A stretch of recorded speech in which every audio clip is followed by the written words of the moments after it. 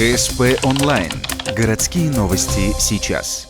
Ухтинец вернулся победителем из Зеленограда. Там прошел 20-й юбилейный полумарафон «Экобег». В этом году в нем приняли участие более 1500 легкоатлетов. К началу забега всех участников разделили на возрастные группы – взрослые и ветераны в возрасте до 54 лет.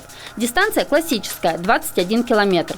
Мужчина уже принимал участие в этом забеге только в прошлом году. Тогда ему удалось взять только бронзу, но желание победить не давало покоя.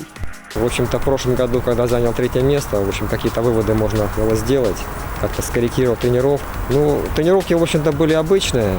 Единственное, может быть, немножко там уклон сделал более в такую силовую подготовку, то есть ОФП больше делал. Вот, то есть с возрастом все-таки силы уходят, и надо заниматься, в общем-то, физической подготовкой более насыщенной.